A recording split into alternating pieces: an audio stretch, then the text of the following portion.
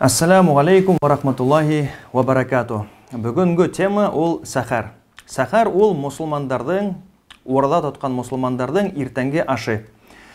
Оның вақыты ертеңгі намаздың вақытына текілі. Демек, ертеңгі намаздың вақыты башлана екен, біз сухурды туқтатырға тиішбіз. Яки азанды іштәбіз екен, сухурды һәмдә ертеңгі ашты туқтатырға тиішбіз. Сахардың көп файдалары бар һәм әһәмияттәре. Беренчеһе ул урда тоткан вакытта иртәнге ашты кабул итү сәламәткә бик нык ыңгай йогынту яһай һәм дә уны ташлау кире тәэсир итүе мөмкин. Икенчедән ул иң мөһиме ул Аллаһы Тәгаләнән бирелгән безгә бәрәкәт ошо сухурда. Һәм дә Пәйгамбәрбез саллаллаһу алейхи ва саллям хадисендә әйтә: "Инналлаһа газза ва джалла ва малаикатуху юсаллуна алал мутасаххирин." Ысынында Аллаһы Тәгалә сахар кылучыларга бәрәкәтен бирә.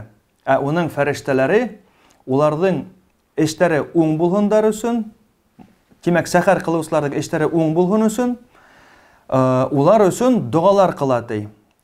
Моны сахарның бер генә әһәмияте. Икенчеһе, Пәйгамбәрбез саллаллаһу алейхи ва саллям әйтә: Мусулмандарның урадаһы икенче милләтләрнең урадаһынан нәкъ ошо сахар менән аерыла ди. Шуның өчен безгә бу яхшы эште башкарыр кирәк. Һәм дә аңлар кирәк. Сахар ашау вакыты ул иң бәрәкәтле вакыттарга тап була. Һәр таң һайын Аллаһы Тәгалә беренче күккә төшеп, кешеләргә мөрәҗәгать итә. Теләгән әйберләрегезне бирергә әзермен. Һораусылар бармы? Дип һорай. Демәк, безнең берәй теләк бар икән, Аллаһы Тәгалә был вакытта ул теләктәрне үтәргә әзер. Дугаларыгызны кабул итәргә әзермен. Дуга кылучылар бармы? Дип тагыла һорай.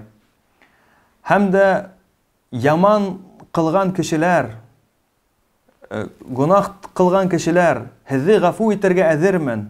Гафу итүчеләр бармы? Дип бар кешелеккә Аллаһы Тәгалә мөрәҗәгать итә.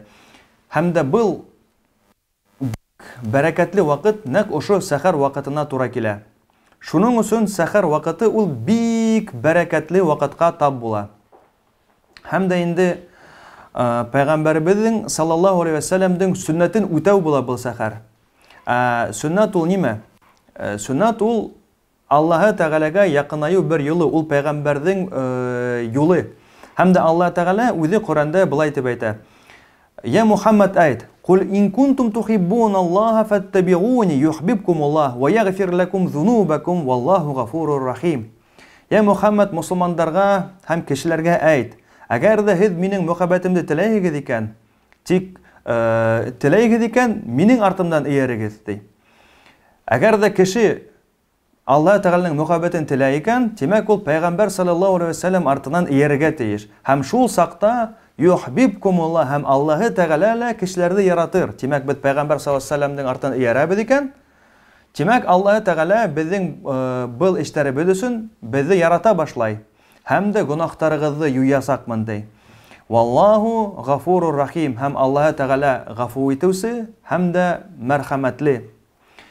Демәк, сухур ул беренчедән ул сәламәтлек, икенчедән ул бәрәкәт, өченчедән ул бәрәкәтле вакытта кылынган яхшы гамәл. Ул сакта Аллаһ Тәгалә безнең дугаларыбызны кабул итә һәм дә бәрәкәтләрен бирә. Һәм тагыла ул безнең Пәйгамбәр саллаллаһу алейхи ва саллям артыннан иярү, уның сөннәтен үтәү. Кем сөннәтне үтәй, Аллаһы Тәгалә уны ярата башлай. Шуның өчен, кадерле дин кардәшләр, бөтәгезгә лә мөрәҗәгать итәм.